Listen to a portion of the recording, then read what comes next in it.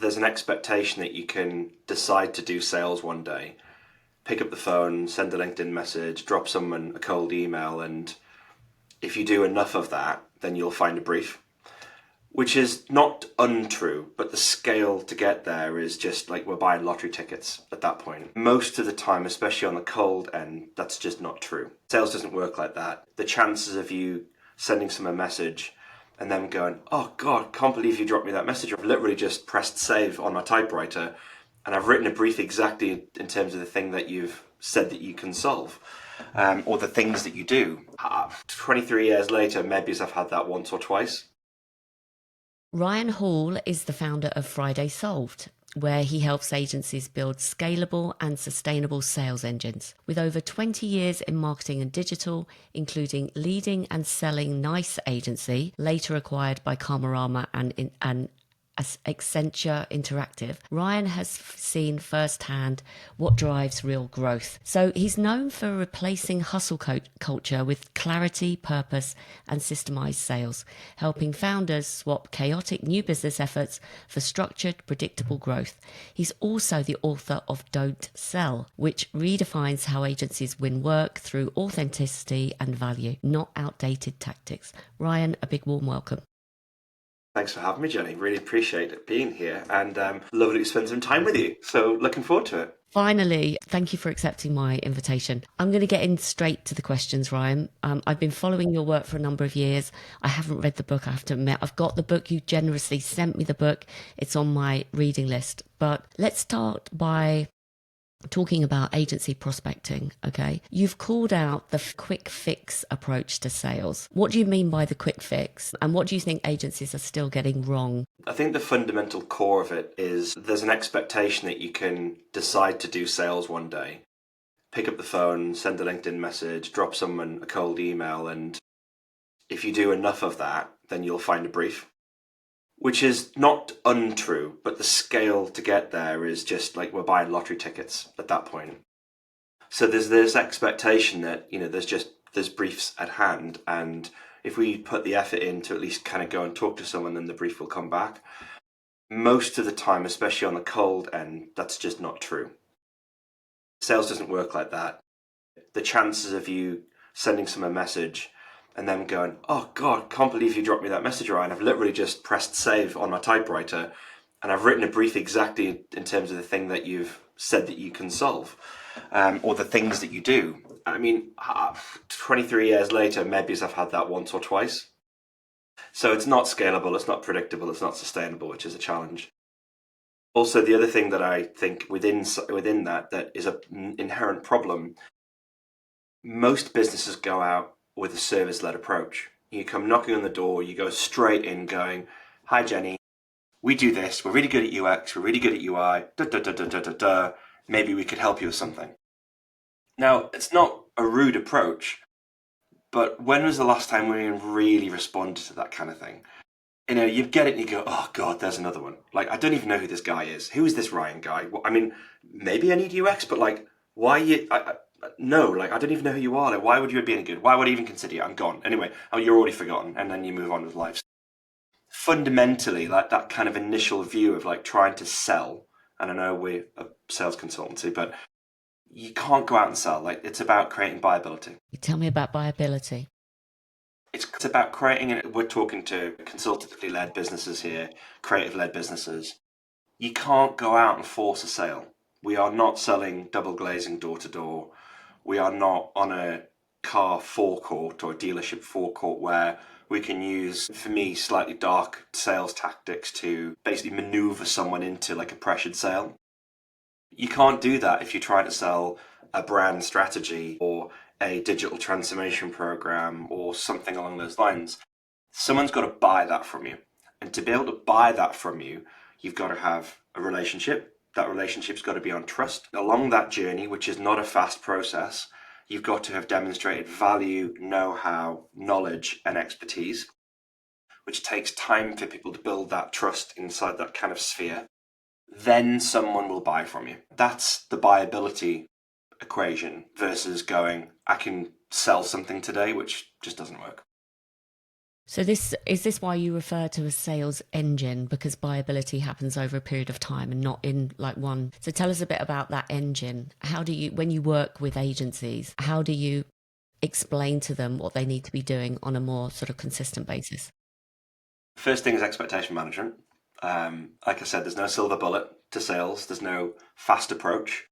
If someone sat there going, "Oh crikey, I can't see where my revenue's coming from in 3 months' time, therefore you've got an enormous sales problem," the last thing really you should be trying to think about is new business. Frankly, you should be talking to people who can deliver expertise on account management, relationship management, account growth, those sorts of strategies, because that's where fast revenue comes from. The first is a big expectation management piece, right? Sales is not a fast process. Sales is quite a deep process, so like almost like an iceberg. The bits that most people see is just the tip, and actually the value, the energy, the effort, the legwork, the long game is the bit that sits under the waterline. So first, the expectations have got to be set very clearly, and then we need to think about the differentiation between the behaviors, the experience, the deal flow, the process that differs between outbound, which naturally starts with cold, versus inbound. If something's come inbound, that has a good chance of moving relatively quickly because if you think about the mental model of kind of buying, that person who's come through your web form or clutch or referred in, whatever it may be, has understand their business strategy. They've gone out and researched what they need to do. They've understand the ins and outs, the highs, lows, the risk factors. They've gone and done some analysis, no doubt, in terms of the competitive landscape, even if that is as simple as a Google search. They've created a shortlist and they've kind of done a lot of the legwork already. So when that lands in that person's pipeline as an inbound opportunity, then you can build a strategy around that to move that from conversation to close relatively quickly because they are ready to buy. You need to prove that you're the person that can solve the problem. The flip side is when you go cold, you firstly have to do the legwork. So, okay, if you can hook someone in at the cold end of the funnel into a conversation as long as you haven't done the thing that we talked about earlier, where it's like going in with the service-led approach. But what you then have to do is you need to take them on that educational journey and demonstrate and tick off all of those boxes to get them to the same point as that person that landed through your web form or referral or whatever it may be. So the second part, but second to the expectation management piece is the dynamics of inbound versus outbound, the speed, the process, the steps, and also the experience that you want to give that prospect along the way. We talk about the customer experience doesn't start when you start the project, it starts from the first point of contact, which is again something that lots of people forget. They know whether they want to buy you at some point from that first interaction, likability, very simply. So there's some of the initial things that we need to lay down. Okay, they're not particularly functional, right? But if you set out with those right expectations, you're definitely going to build a better engine in the future off the back of that. Thank you for explaining that so succinctly, Ryan. I loved how you've set that up. So, manage the expectation this is not a fast fix. Do you find that when agency leaders come to work with you, they presume that it's just going to be a lot of outbound and not actually the inbound piece? Yeah, and often when we start talking to people, there's no outbound, which is No. certainly where most agencies are. They're too reliant on the black book strategy, founders, leaders having like a network which doesn't grow. They kind of rinse it and it kind of evaporates over time. They're reliant on the inbound side of things. So when we first start talking to businesses and agency leaders, the first thing is like, well, where do we start? Well, let's tackle the long game first because it's going to take quite a bit of time to mature. But then it's a case of, right, well, inbound is effectively middle of funnel in our world. So it's like, a bit of a shake the tree strategy. What have you got in there already? But then let's also design the best possible process with the right strategy to support that, to make the deal flow happen, create the best experience possible. And that's going to help you win more in the short term whilst the top of funnel cold element is really starting to warm up. Can you give us some examples about this creation of a customer experience from sort of Yeah. cold to warming up to hot? What does that actually mean? Can you share some examples? Yeah. I mean, look, if there's any CX, UX service design agencies listen to this, like this is very much for them. And what I've done is from my previous experience and previous agencies where we've delivered digital customer experiences and sometimes beyond digital, it's about understanding the flow that the individual person, in this case, needs to go through to be able to make decisions and make sure that you can then start to build the relationship off the back of that. So it's designed very much in a user experience, customer experience mindset where it's like, how do I first get a conversation? So that's very much like a don't sell approach, trying to be value led, trying to hook someone into a conversation where you then don't do the pitch and switch thing. Like you genuinely can add some value. But then it's designing the touch points off the back of that. And that's effectively, in sales terms, the nurture flow, right? But in business terms, it's the sales experience, or you could call it customer experience. If you want to go, all right, well, I got them in here. What do I need to do next? What's the next best action? Next best action? Next best action?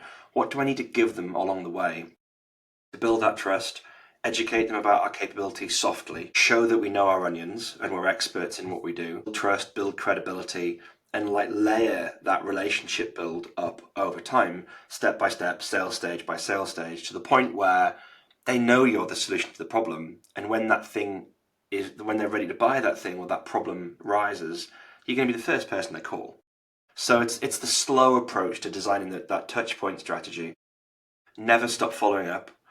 Always be consistent. Always lead the value. Wherever possible, don't flip into sales mode because no one really wants it. But it's that kind of touch point modeling.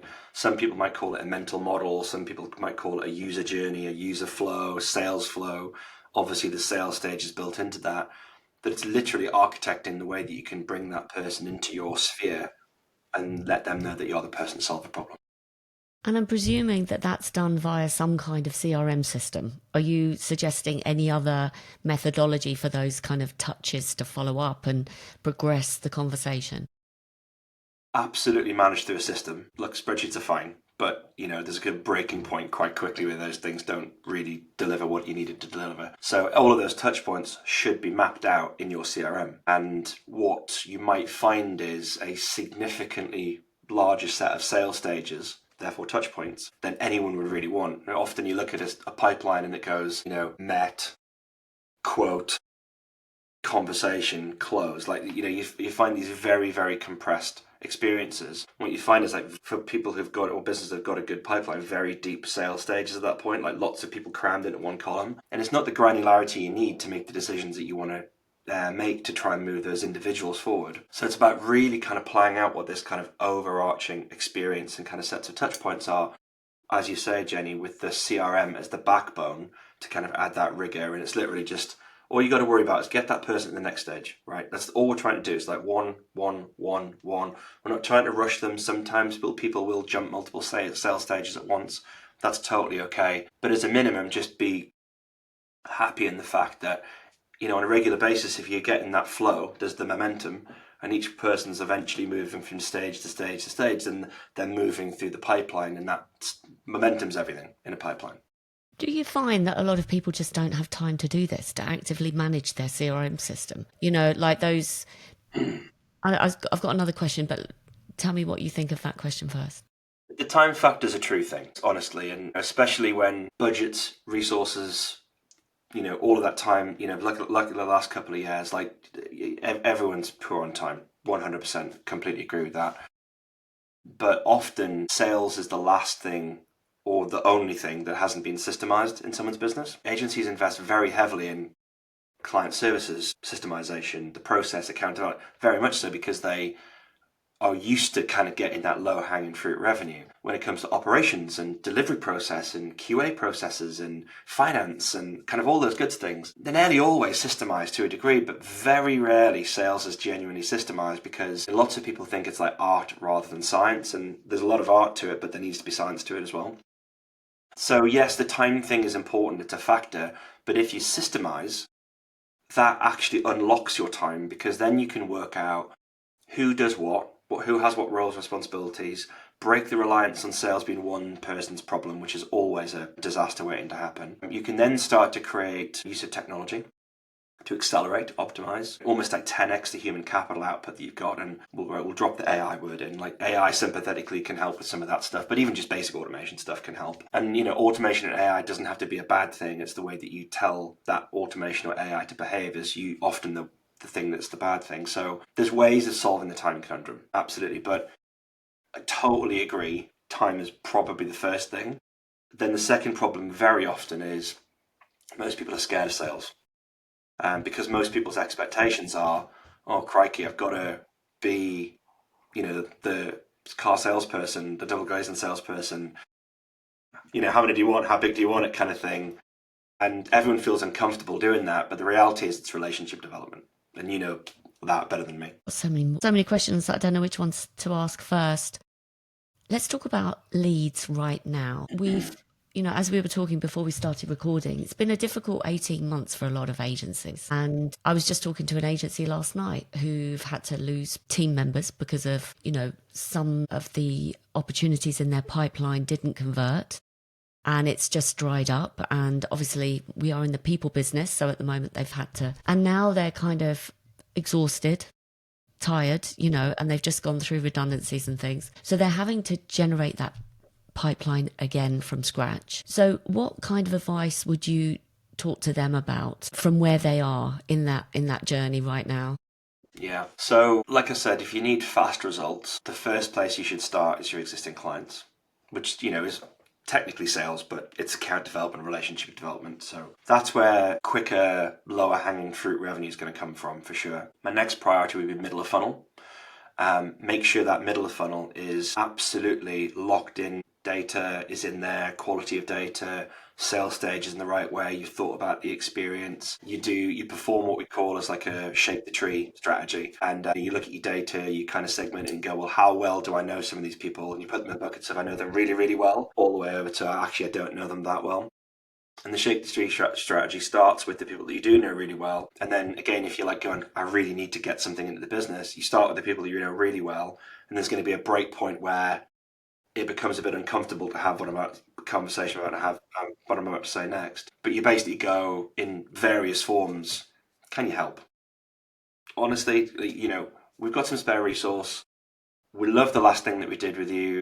Or we've got to know each other really well over 6 months. I know we've not worked together. Can we find a way to show you what we're capable of? Those sorts of conversations to a point where you can't have that conversation because you just don't know them, and start there. Like that's the quick win, the 101 quick win strategy. And the other thing to make sure that you've got enough data to go after is just don't discount data. Lots of businesses discount data because of ghosting. Someone goes quiet, you follow up, you send a proposal. You send a proposal, you follow up, they get a thank you, you go, another follow up, another follow up, another follow up. And all of a sudden you're on your fourth or fifth follow up and going, oh God, they're not even replying. Everyone goes, it's dead, out, right? It's gone. It's lost from CRM. That's for me 100% a lost opportunity.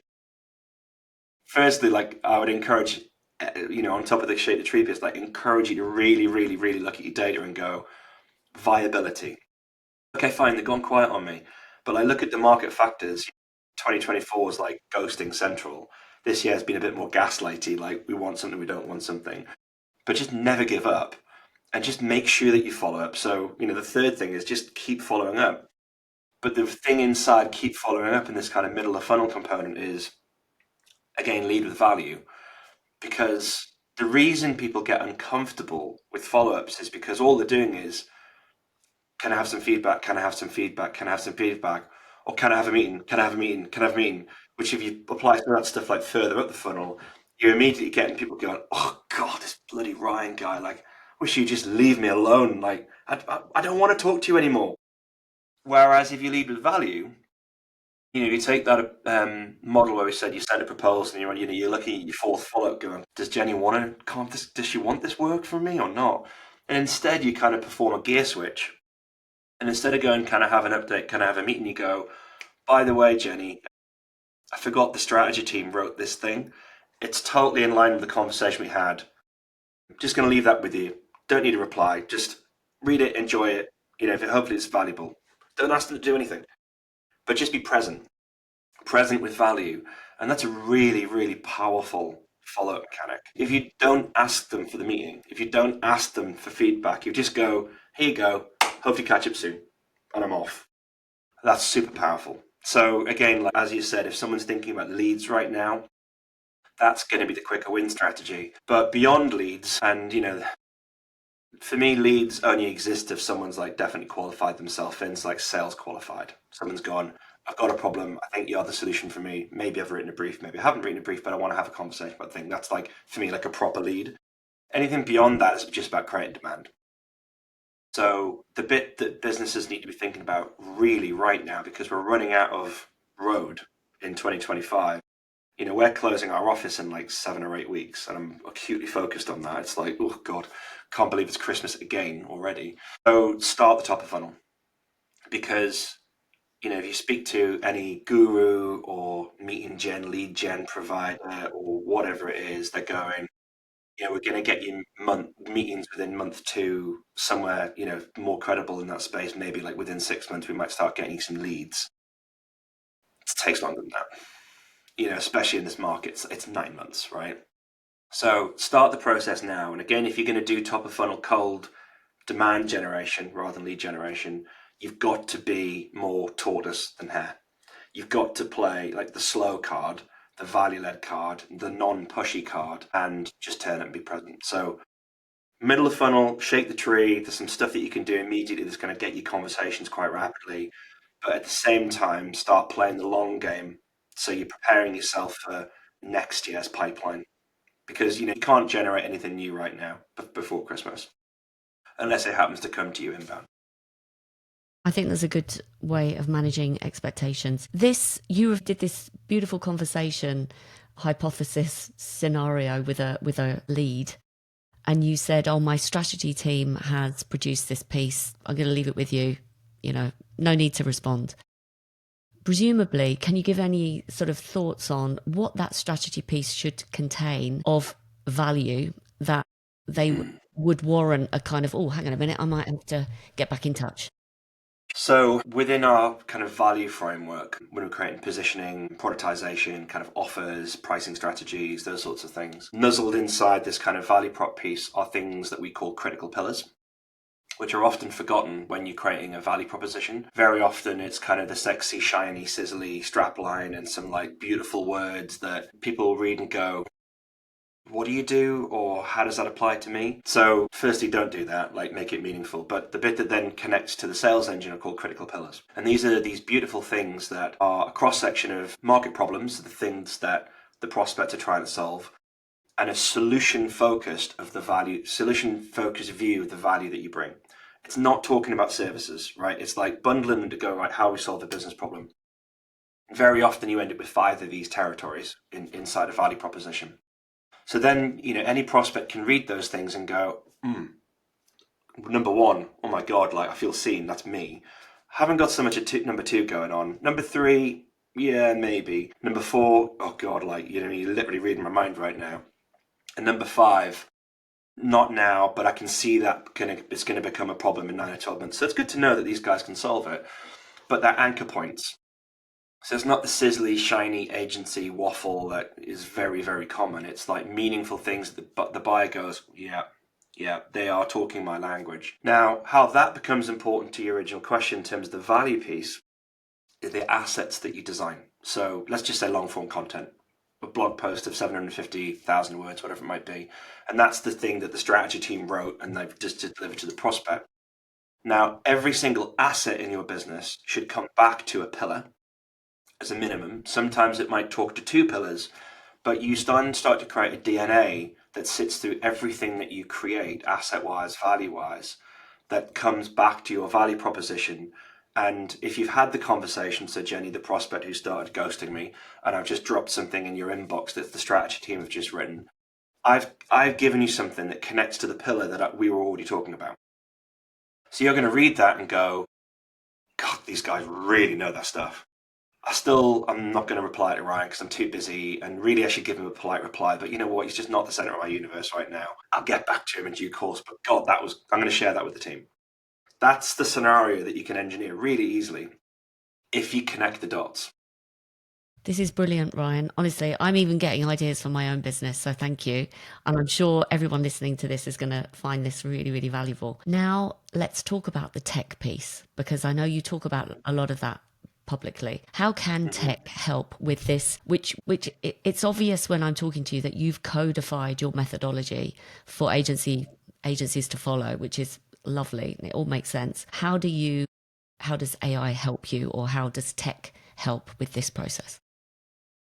Tech is super important. So whenever any business is thinking about sales transformation, because it is, if you don't do sales really consciously, you need to transform and reshape the way that your business works. You need to be thinking about the application of strategy, process, technology, your people, and also the culture behind it as well, like making sales a force for good, not a force for evil in your business. But the technology component is super important because what you want to do is leverage technology either to be your muscle memory, i.e. CRM, like you don't have to think about everything because you've got a behavior that you have a conversation with Jenny, the prospect, you put it in, you move her through, and that kind of does the data warehousing for you. Or you should be looking at 5x, 6x, 7x texting the output for the people that you have in your business. So again, kind of links back to your time conundrum. How do we save time? How can we do more in the right way? You know, in top of funnel, there's a tech stack. You can do cold demand generation through LinkedIn with Sales Navigator as the kind of the data set, a variety of different tools, you know, from Dripify to HeyReach to Meet Alpha to whatever it may be, that does the button clicking for you. I'll unpack that shortly. Again, cold email, you know, you can get data from Apollo or ListKit or Cognism or whatever it may be. Send agents on top of that. I mean, Apollo does the sending, but it's not very good at it. But you know, things like Smart Lead, for example, a great tool that can, again, do the button clicking for you. Even at that kind of top of funnel component, you can become very effective very quickly at the way that you create scale. Now, as soon as I mention cold email and cold LinkedIn to most people, you can see the hairs go up on the back of their neck because it's like, you know, because we've only ever seen it done badly, right? You know, we've all had the horror show in mails. And also, for whatever it's worth, anyone listen, please don't anyone ever use an email. In LinkedIn, I totally lie. The statistics just don't add up. I mean, show me someone who's ever replied to an email, honestly. Anyway, And then they get angry with you because you haven't replied twice. It's horrific. I've got this guy, this is a total side point. I've got this guy negging me, right, on What do you LinkedIn mean because I wasn't negative? replying. Being negative. What's negging mean? Almost like trying to like guilt me into the fact that I wasn't like running my business properly. The last one was something I actually put it in an article a few weeks back. It's like, oh well, I guess spreadsheets are fine for your business. I'll leave you alone or something like that. That's I'm not like, me. what? I'm like, Yeah. okay, bridge burnt. See you, mate. I mean, I wasn't ever going to buy anything because it came through an email, but I'm like, why do people behave like this? Yeah. So So then, you know, rude. when you talk about cold prospecting, that's where everyone goes. So the back to the technology point, everyone goes, oh God, negative feelings about the technology. No, no, no. The technology's not right in the messaging. Just be better. Yeah. Just write better messaging. Be more human. Don't try and sell anything. Just use it as a mechanism to try and create conversation at scale. And as soon as there's a reply, pick it up and be human about it. And then the technology goes away. Honestly, it's about trying to create those trigger points. So that's kind of top of funnel. CRM lives through the whole business. Like, I mean, it is literally kind of the gospel of where everything should be. What's your It anchors, recommendations for CRMs? not HubSpot. God, really? Not a lover of HubSpot. I It's so think there's a couple expensive, of isn't it? When you get oh, to a it's certain wild. level. I mean, that's the main thing I don't like about it. It's like, you know, the teams are doing their job and you're adding more leads and contacts and stuff, and the business is successful, so it's growing and you're adding more seats. And, you know, it's like, oh, you just tipped over the 2,000 mark, Ryan, your subscription's gone up. Oh, God, right, okay. I found And then all of a sudden, yeah, and then it's like, oh, I want to do that bit of functionality. Hey, cool, your subscription's gone up, Ryan. And then, you know, you grow and it's like, oh, I need another person. It's like, well, your subscription's growing again, Ryan. And you turn around and it's like 12 and a quid a month all of a sudden. You're like, what? I mean, that's a lot of money for an okay tool. It's okay. I also don't like the way it treats leads. But anyway, this isn't the kind of HubSpot bashing. I mean, like, no, I don't think anyone ever got fired for buying HubSpot like IBM. Like, I think like it'll do the job if you can afford it. I think Pipedrive is a beautiful user experience. It's almost like a joy to look at and a joy to use. But I think some of the functionality kind of struggles to keep up with the HubSpots of the world. Then you've got tools like Keep, which is really quite cool. Moderately expensive, you know, you're probably in the region of like 250 to 500 quid a month, depending on user set. And, you know, that's very much a marketing engine with some pipeline functionality built on top. So almost like the other way around to Pipedrive. I'm not going to mention Salesforce because it's ridiculous. It's no good. It's ridiculous expensive. We like high level. It's a little bit under the radar, although they've been around for a fair few years now. The feature set's wild. It's got like a whole agentic AI suite in already. We've had some clients who've actually plugged the agentic AI into their telephone system. Anyone who fills in goes through an agentic AI flow, which they've trained themselves. And that's just out the box. It's incredible. And it's much more cost effective. So we like that as a recommendation. But, we And touched on AI. Sorry, go on, Jenny. no, I was just going to say thank you, because if Darren Hickey's listening, he's going to really like that feedback, actually, because he was looking at different CRMs. But, even myself, we do use HubSpot, and it is like, it's too expensive. It's got to the point where I'm looking for alternatives myself. So this is really It useful. basically holds you back because no one wants to pay that next level because it's like a monumental jump. So therefore, you don't do the bits that allow your business to grow, which is the sad bit. So basically, you're then doing sales like this because, why should you pay that much money for a tool like that? So I could do a whole hour on HubSpot if you really want, but I won't go No, there. don't. Yeah, carry on with what you were going to say. So then, obviously, we touched on AI, and again, God, you've seen these messages, right? People are using AI to generate messages and make the flows that they write clever and enrich them. AI is super clever. It's too clever, right? Because what happens is it ends up writing these kind of really kind of densely worded messages for you. That's like gone to multiple sources, and it's like, oh, when I saw your daughter's birthday was this week or last week, and da da da da da. And you're reading it going, wow, God, they really know me. But Jesus Christ, like that's not a human, because I would never talk to a prospect like that. Like, if you're meeting someone, like if you bring, like, remove the technology conundrum and bring it to the human engagement. If you meet someone at an event, you don't go and like monologue for 4 minutes. You're like, hey, how you doing? Have you had a good day? Like that's the level of conversation you need to have, even at the cold end of the funnel. And also, if some person I didn't know was saying, "Oh, I saw you, you picked up your daughter from school, or you were celebrating your son's birthday," it's quite intimate, isn't it, off the bat? So you've got to, like you say, apply that human judgment. Less is always more. Yeah. It's always more. Just go for the next best action. Like, don't try and be clever about it.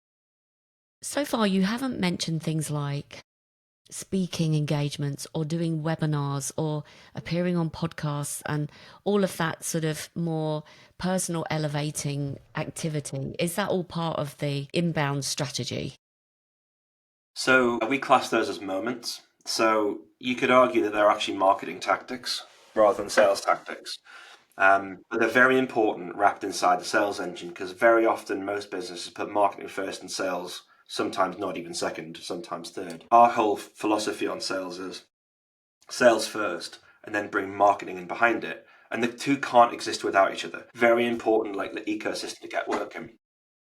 But using moments, events, webinars, speaking gigs, general networking, drinks mixes, the list in the toolkit goes on and on and on. Incredibly important component inside the nurture flow. Now, some of those things you can use as a top of funnel hook. Like if you're doing a webinar, go cold. Like go, look, hope you don't mind me getting in touch. I came across your profile. We're doing a webinar on demand generation or whatever you specialize in. Would you like to be my guest? Because I'm sure you probably get some value, right? So it's a brilliant hook at the top of funnel. It's also a great little nurture flow, but also as you get into the middle of the funnel, it's like, we'll organize an event. So we've only got 50 spaces. We'd love you to come.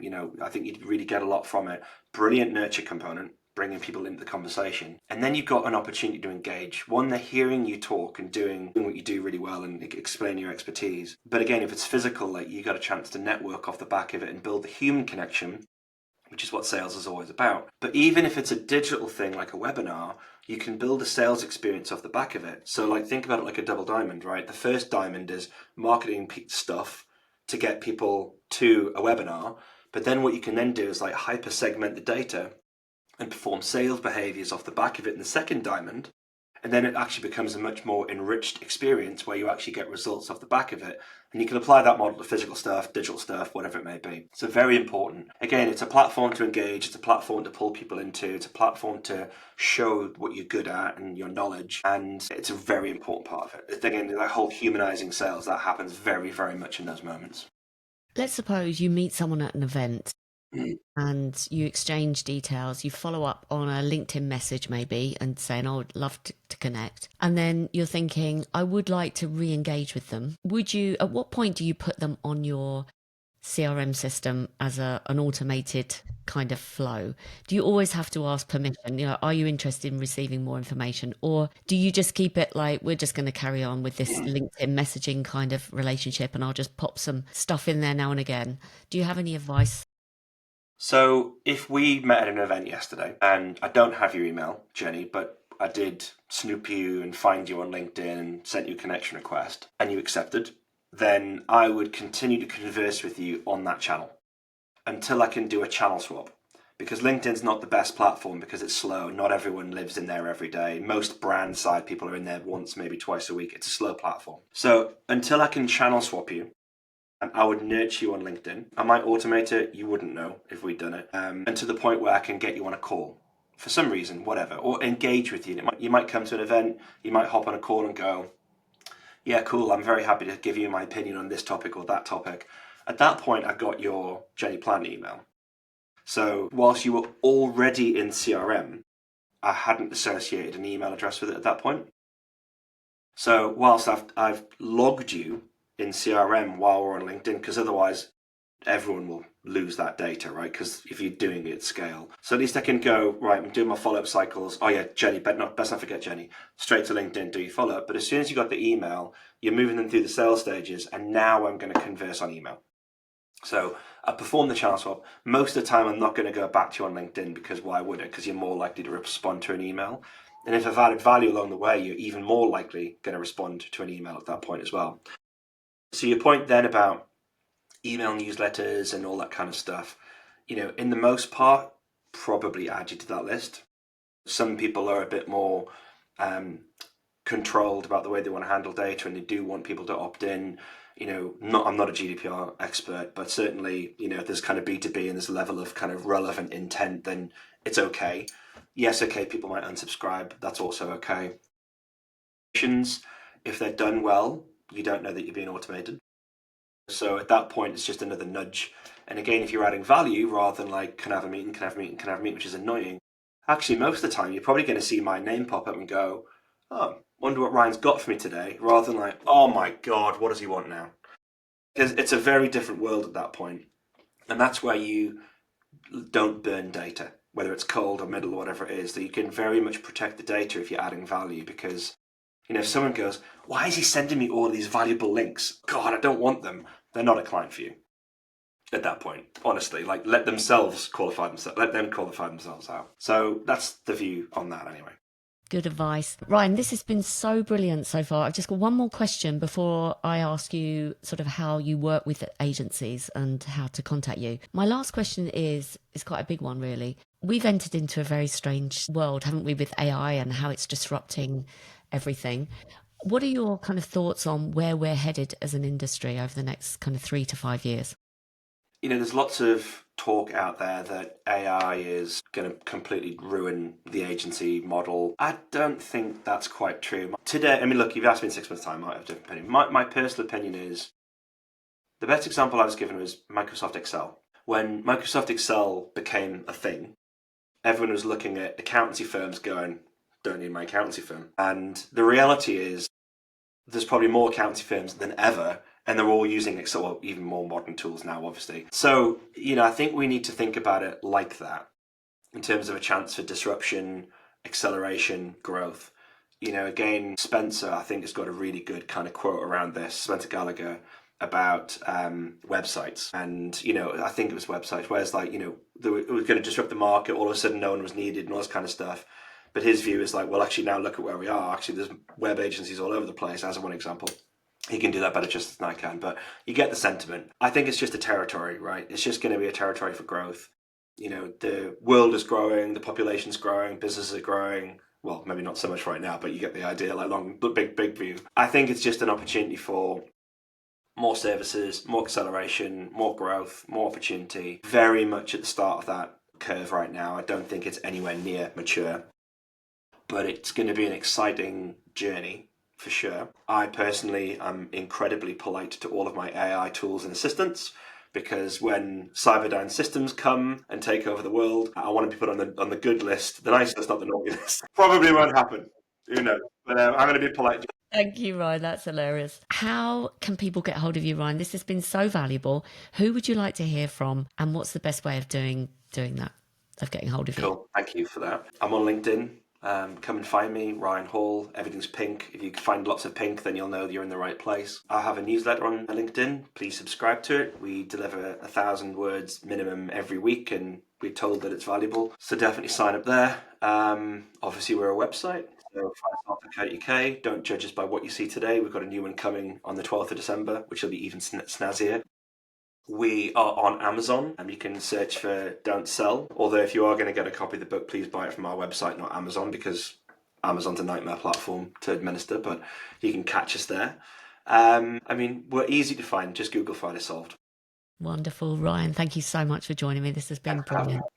Really appreciate it.